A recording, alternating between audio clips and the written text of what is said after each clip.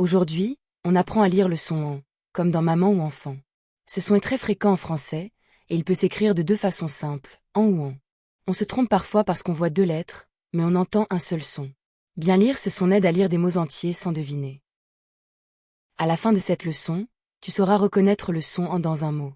Tu apprendras aussi à lire les groupes de lettres en et en quand ils font le son. Enfin, tu t'entraîneras à lire des syllabes et des mots simples, puis à choisir la bonne lecture.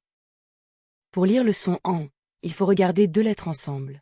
Les lettres A et N, placées côte à côte, peuvent faire le son en, comme dans PN.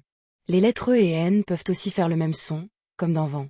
Même si l'écriture change, l'oreille entend le même son. Attention, dans en et en, on ne lit pas les lettres séparément. On ne dit pas AN, et on ne dit pas N. On assemble les deux lettres pour faire un son nasal, en.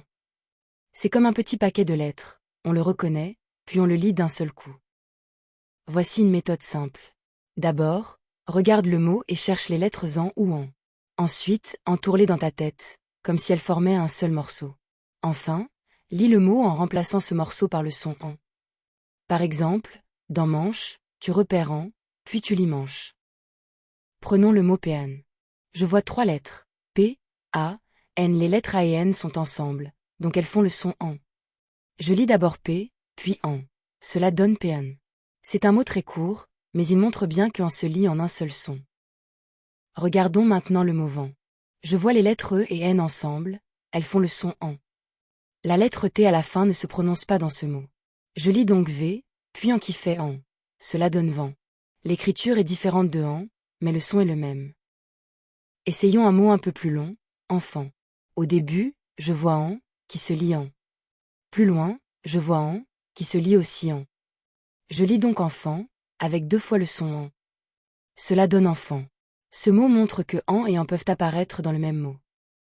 Le piège, c'est de croire que en et en se lisent toujours lettre par lettre.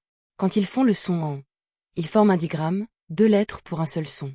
Pour lire vite et juste, il faut donc les repérer ensemble. Dans péan et vent, on entend le même son, même si les lettres ne sont pas les mêmes. Premier exercice. Lis ces syllabes à voix haute, péan, temps, veine, reine. Cherche d'abord les groupes en et en, puis lis-les comme le son en. Mets la vidéo en pause et essaie. Ensuite, nous corrigerons ensemble en prononçant lentement chaque syllabe.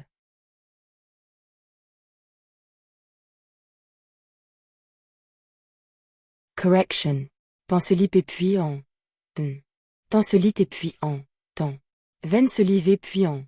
Veine, et reine se lit R puis en. Reine. Dans chaque syllabe, en ou en se lit en un seul son, pas en deux lettres séparées. Deuxième exercice.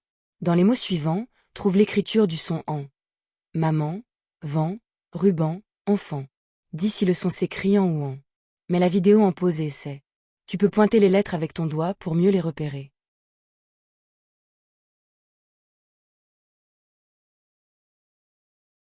Correction. Dans maman, on voit en à la fin, maman. Dans vent, le son en s'écrit en. Dans ruban, il s'écrit en. Dans enfant, il y a les deux, en au début, puis en plus loin. On voit donc que le même son peut avoir deux écritures. Troisième exercice. Choisis le mot que je lis, vent. Est-ce le mot vean, van, ou le mot vent, vent? Écoute le son en, puis regarde l'écriture proposée. Mets la vidéo en pause et essaie. Attention, certains mots peuvent se prononcer de la même façon.